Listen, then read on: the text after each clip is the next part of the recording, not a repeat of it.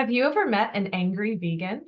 Ooh, juicy subject. Let's dive into it. Welcome to another episode of The Good, Bad, and Ugly of Business. I'm your host, Catryn Becker. And on this podcast, we talk to all sorts of different successful people because we want to learn what they have learned in their career, because so much can be learned from our failures.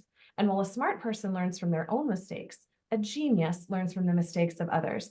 So let's hear about these failures so that we can either avoid them or we can fail faster through them, because sometimes you just have to get through it. Our guest today is an incredible vegan health coach who is going to make you see veganism in a completely different light. And the way that that relates to business is there are changes and things that happen that sometimes we don't necessarily agree with, but we have to all get along. So how can we do that so that we can have a better workplace and a better life for all of us? So Kate Galli, welcome to the show. Catryn, what an introduction. I love it. It is my huge pleasure to be here. Oh, mine as well. Mine as well. I mean, so I'm just going to go right into it and bring the listeners in on our little pre-conversation. But veganism has been coming up a lot for me personally. I'm going through some personal struggles health-wise and thinking, as I'm looking at all these different diets and what I'm not supposed to eat, what I can't eat, it's seeming like vegan is the way to go. And that was even before I realized that you were a vegan health coach. So selfishly, I'm really excited to talk to you. Do you know, I love the timing there. That is absolutely fantastic. And the health coach in me wants to right out of the gate say, I'd love your focus to change more towards what you get to eat and all the abundant, amazing, diverse foods that maybe you're going to be introducing into your diet rather than that more restriction focused I can't eat. However, maybe we'll go there, maybe we won't. I am really excited for this conversation. Absolutely. And so for clarity's sake, we started off with, have you met an angry vegan?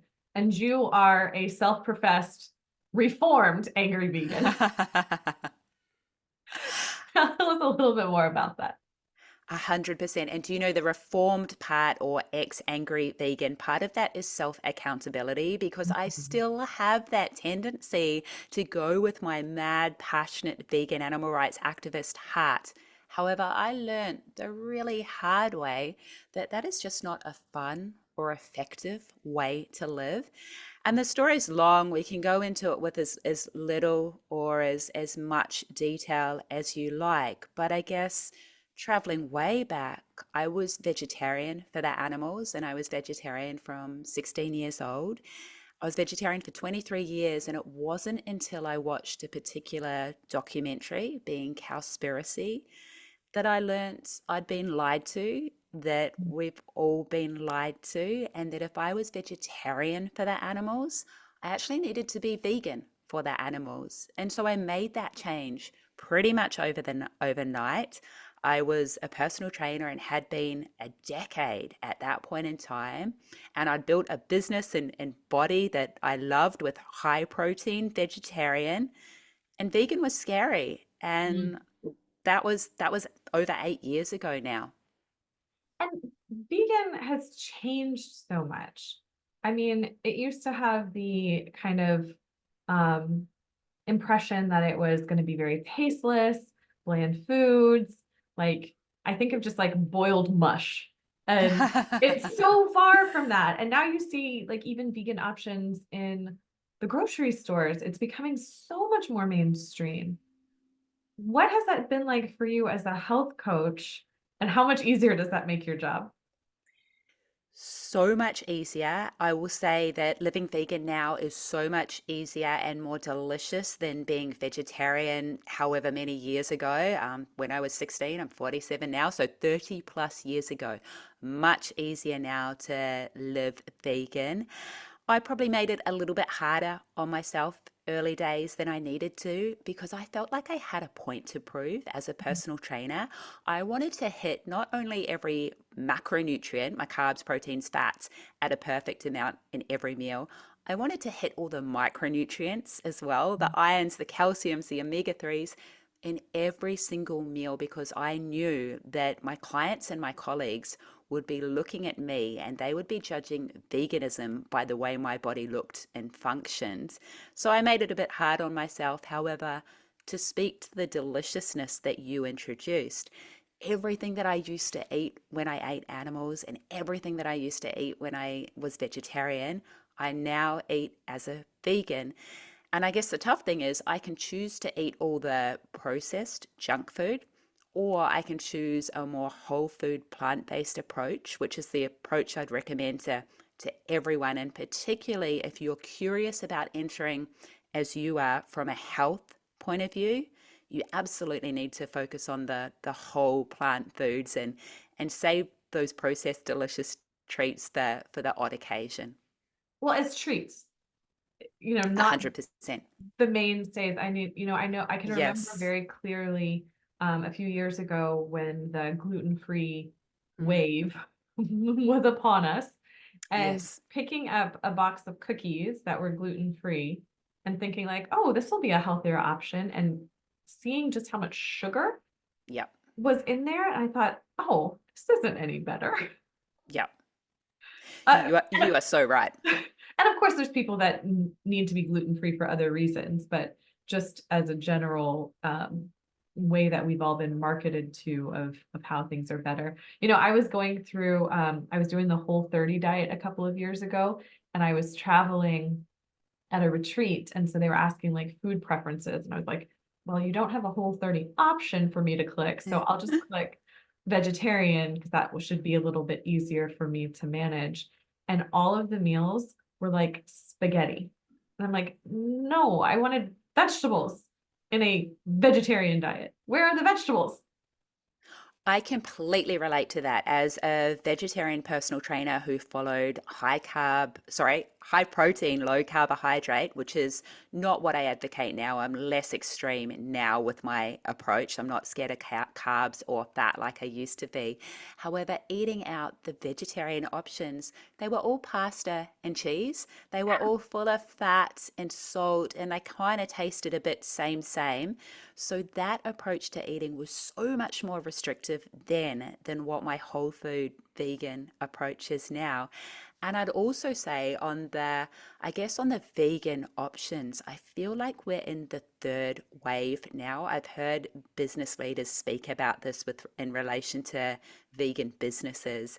And the first wave was, Catryn, that disgusting, mushy, bland stuff that you recalled. Hmm. That was the first wave of veganism. Then there was all the processed crapola. That was the second wave where it wasn't healthy and it was delicious. The third wave is healthy and delicious. And Mm. that's what we're in the middle of right now. Well, that sounds like a really good place to be. Yes. If I can have delicious and it's good for me, like why Yes. not? Exactly. 100%. Well, okay, so let's bring this back to kind of a broader business. I mean, I want to go more deep into your model as a business, but just as something that can be very relatable to other people in business. There are so many times, I was in a corporate engineering consulting and in consulting firms for 20 years before this. And I can remember when new things would be trickled down from leadership, there was always so much resistance to Mm, change. And sometimes the way that things were brought up to us, depending on how it was done, would be how effective those change implementations would be. And I see this so similarly to when you're talking to people about switching to veganism. So I'd love to hear from your perspective some of the things that you have learned and seen with all of your varying clients and people in your life that are staunch non-vegans. You're so correct. That's a perfect term, the staunch non-vegan. I mean, you made this connection for me at the start of our chat. I often think about veganism and that people will relate when they have a belief and I guess an ethical decision that is so hugely important to them. This can relate to religion and politics so far as the conflict it creates in their family and with the people they love, and the fact that if something's so important to you, you feel like someone else doesn't understand Mm. you when they don't see the urgency and this belief that is just, you've changed your whole life around it. So, but I absolutely understand where you're going with business as well, because I bought into into a gym franchise, which I not so lovingly called the business from hell about over a decade ago, right? And the culture in the gym that my business partner and I took over, the culture was rotten. And as a Mm, new business owner, I was all about let's lead by example. Let's work as hard as we can and really care about the trainers, and we're going to turn this team around. And my business partner was like, it's rotten from the inside. We just need to fire them all and hire a new team. And I was super resistant to that. And he mm, was right. I was wrong. That was one of my tough lessons in that business. What I've learned, again, the hard and slow way in relation to veganism, you need to meet someone where they are, mm, not where you are. You need to lower your expectations for the people you love. And it's the same in business. You can't come in and just say, we're doing this now because it's what we want to be doing. You need to get genuine buy-in, and whether it's in business or with your relatives, it might not be the thing that resonated with your heart. For me, it's the animals. For someone else, it might be the environment or their health or the health of someone else that they love. You need to meet them where they are, and that's absolutely applicable to business as well. And you need to be patient. mm. And with veganism, I say lead with love, compassion, and deliciousness. I don't know if the deliciousness comes into a business sense. Maybe you bring in, that beautiful vegan cake. I don't know. I'm sure you can bring deliciousness in. I mean, it can be deliciousness in a much more kind of esoteric way of, Yeah. delicious conversation and delicious fulfillment of purpose and all Yeah. of these other beautiful ways of doing it. And I think, the phrase, we have this in the South, it's probably in Australia as well, but you catch more flies with honey than you do with vinegar. 100%. 100% for sure. And I studied NLP, neuro linguistic programming, a lot of years ago now, and I've been refreshing my mind on some of the presuppositions of NLP. And one of them is that the person with the most behavioral flexibility gets the best results or wins. Mm, And that is so applicable to everything business as well. You have to have the mental acuity to know how something's resonating with your team or clients or business partners, whatever it is, and to be adaptable when what you think is the right approach, and it very well may be the right approach. However, it doesn't matter if it's not effective. If you mm. don't have that buy-in from the people you need buy-in from, then you need to have the flexibility to come up with an alternate approach. Yeah. It's like Simon Sinek always says about, the start with why. Yes. Your why for veganism was the animals. Someone else's why is going to be for climate change. Someone else's why is going to be for health reasons. And being Yep. able to land on that why for Mhm. any of our customers. And I use customers and clients broadly because you can have customers and clients internally to Yes. any organization Mhm. of people that need you for something or you need them for something, and how we relate to one another. Yeah, agreed. So, what do you think has been most people's biggest stumbling block for accepting new ideas and, you continuing to use veganism as the example for this discussion? I'll find out whether it's unique to veganism or not, probably as we work through this answer. However, changing a belief that you've held so tightly to for your entire life, whether it's that eating animals is natural, normal, and necessary, and credit to psychologist Dr. Melanie Joy for terming that phrase, something you've believed for your entire life, that everyone you love, that your mum and dad have taught you, that society has indoctrinated you to believe. If you've held this belief tightly, and maybe it's worked for you, maybe you haven't, for many, many, many years, changing your mind on that belief is, in some regards, admitting that you were wrong. It Mm, doesn't have to be, but people frame it like that, right? So when you become vegan, you have a lot of guilt for the fact that you used to eat animals. And that's just the way that it is. I've channeled that into, all right, I'll do as much good as I possibly can now. However, some people, they would get caught up on having to admit that guilt and that pain or whatever it may be, the hardships they've put their body through, if it's been from a health point of view or whatever it may be. Changing a huge lifestyle, a huge belief in lifestyle habit, it, it forces you to face the way that you've been acting for years, more likely decades. And I think there's a lot of, there's a disconnect before you admit it. And then once you admit it, there's a bit of a process to work through. I think that's one component. I think that other component that, for better or worse, wasn't an issue for me. I'm not a people pleaser. I'm really okay with making my own decisions and I'm super okay with being the odd one out. I don't seek that out, but I'm okay if I am, right? A lot of people, they just want to fit in. They don't want to create awkwardness. They don't want to be the one at the dinner party needing a different dinner or ordering off the menu at the restaurant. They just want to fit in and not create ripples. And surprisingly, that can be a really big stumbling block to not only adopting a vegan lifestyle, but making any big lifestyle change that can really hold them back, what they think, how they think other people might judge them for that decision. I think what you said in the beginning of that answer was really the key part. And I think Mm. guilt and shame, Yep. guilt and shame are such heavy Mm. emotions, and they're also really isolating emotions. Like when Yeah. we're anger on the vibrational scale of emotions is actually much higher than guilt and shame. So when we're angry, we're not afraid to share that with other people. Yes. But guilt and shame, ooh, we keep that all to ourselves. Yep. And it weighs Yep. us down and it makes us Hmm. heavy. And it's a challenging thing to overcome alone.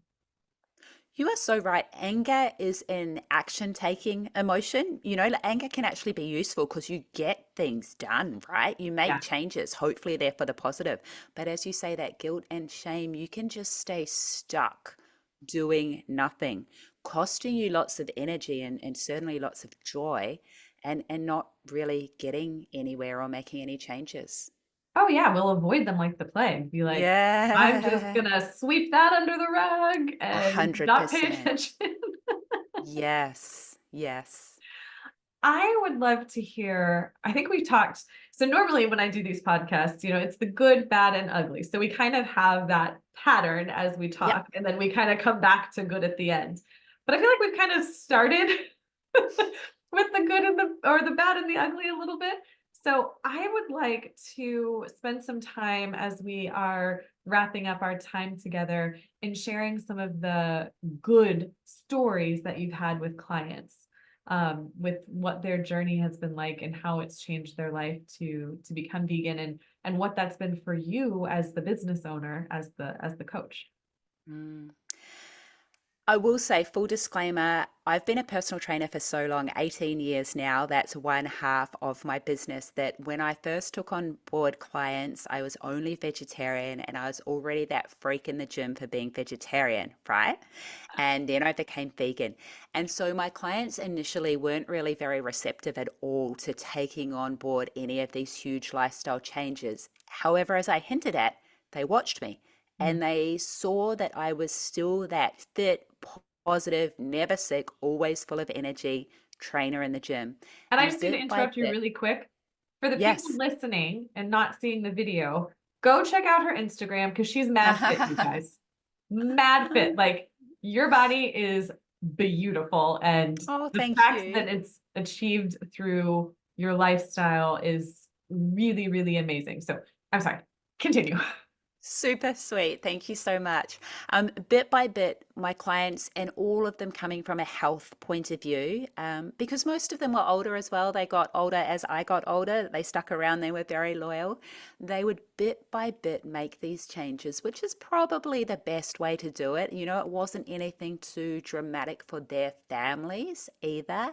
And Mm. bit by bit, weight loss that you struggled with for years, it just happens more naturally because, especially if you go the whole food plant based approach, the meals tend to be lower caloric density but bigger. You get to Mm, eat more food, more variety, less of the super high caloric density stuff.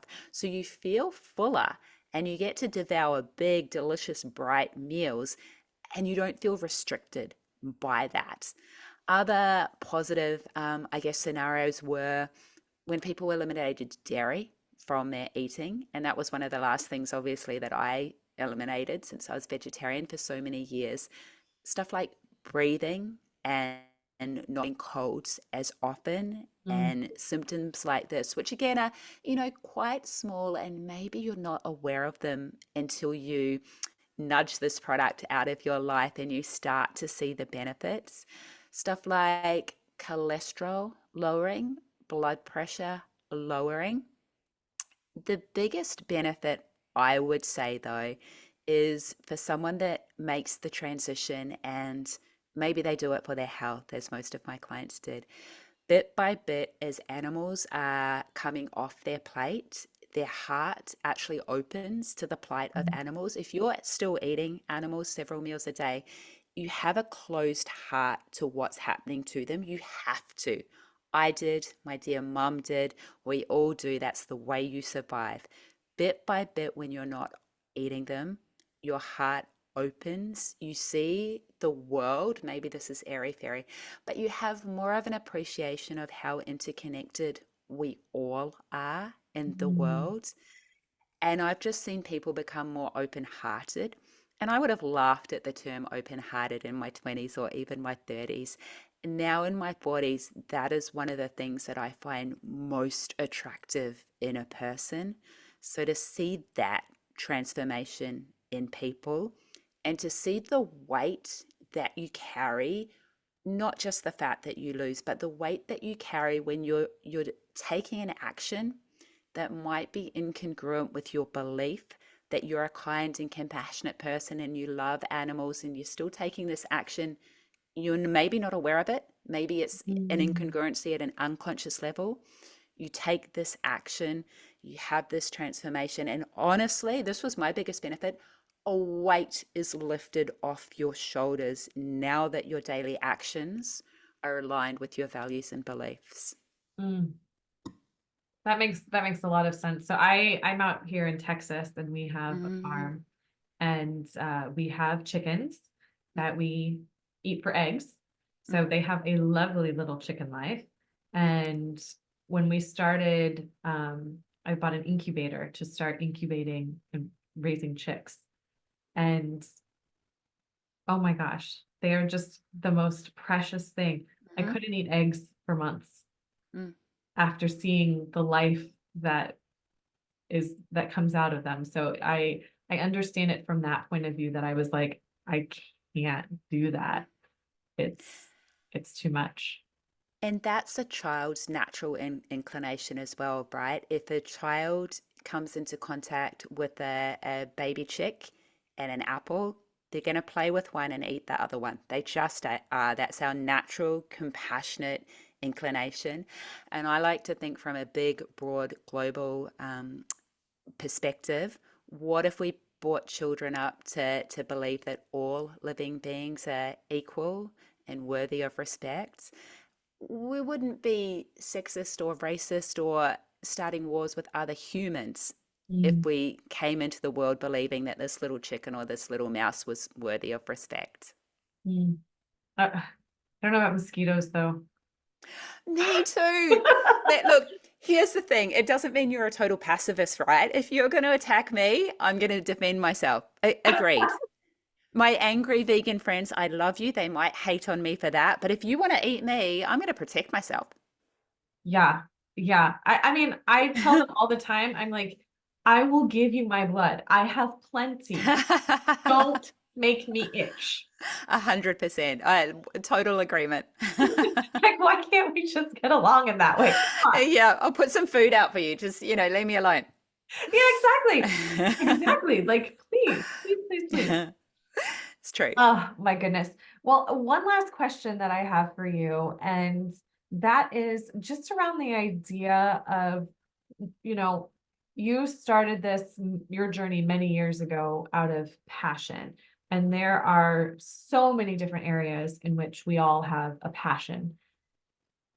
But there's so many times where people don't pursue that from other people.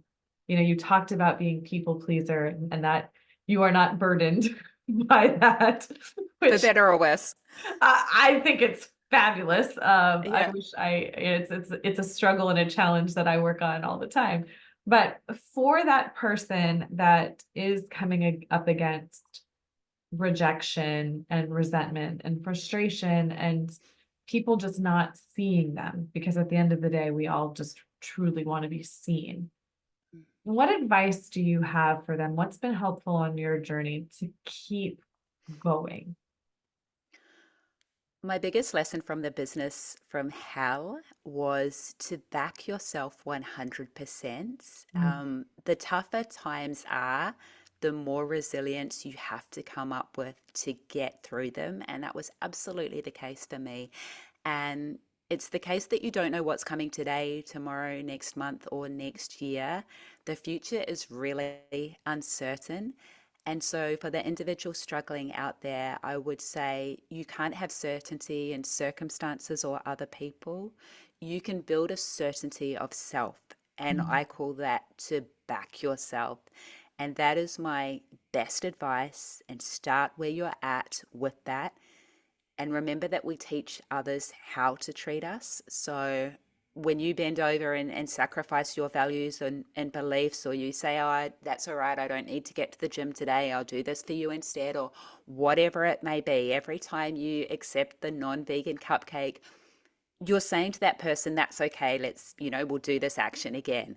You're Mhm. giving them feedback that you will compromise on this thing, that pleasing them is more important than living a life aligned with your values and beliefs. Mm. And if they're struggling with that, I would say think of the person you love most, whether it's your child, your partner, your mum, whoever it is.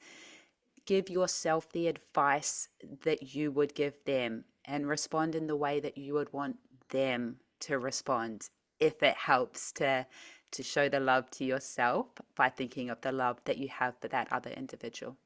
Oh, that makes it so much easier. I heard the advice one time of someone that you're frustrated with to picture them as like a 3 or 4 year old child. Yeah, perfect. Can you still feel angry? Yes, perfect. It's a great reframe. And the other thing that I just want to just reiterate, just to make sure that it's very clear, is that it's just one choice at a time. Hmm. Remove the pressure. Yeah. You just make it one choice and then next opportunity comes, you make the same choice. Yeah. But And just if to you be make a conscious. mistake, if you make a mistake, you get that opportunity to course correct at the very next meal or the very next workout, or for me, the very next interaction with someone that could have gone better. You haven't failed. You're not a bad insert whatever it is you're trying to be. You get another chance next time. Mm, I love that. I love that, Kate. So you're based in Australia. Do you do virtual work or do you work with people in person primarily? Or is it a hybrid? Yeah, it's a hybrid. My passion project, my absolute heart is the Plant Positive Journal. And that is a journal that I created so that it can fly out all across the world and plant little compassionate vegan seeds. It's my physical way of, it's a little vegan Trojan horse, right? That can get into people's hands and spread love, compassion, and deliciousness. There's lots of recipes in there. And so that's my heart.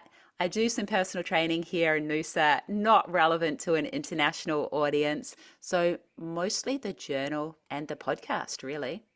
Yeah, we didn't even get to go into those sort of things. So as we're wrapping up, please tell the people all the places that you are and how to get in touch with you. And I'll make sure that it's all in the show notes. But for our auditory learners, I love to do it both ways.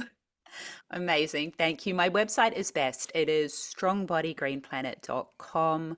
Via the website, you will be able to check out the Plant Positive Journal.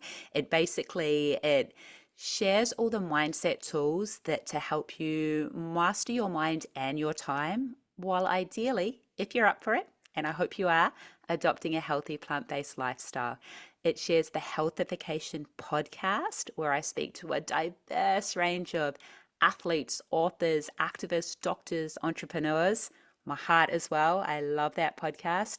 All my social links are via that website as well. So strongbodygreenplanet.com. Perfect. Perfect. Perfect. Perfect.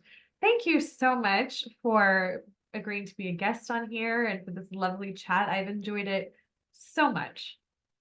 Catryn, my huge pleasure. You are amazing at what you do. You are so in the moment, and this was such a joy. I loved our conversation, so thank you. Oh, thank you. And to the listeners, I know you enjoyed this as much as we have. Please make sure to like this podcast, share it with your friends, share it with someone who's curious about veganism, share it with the person who is not, because that's how we change our minds, is by expanding them and learning more. Until next time, everyone, have a great day.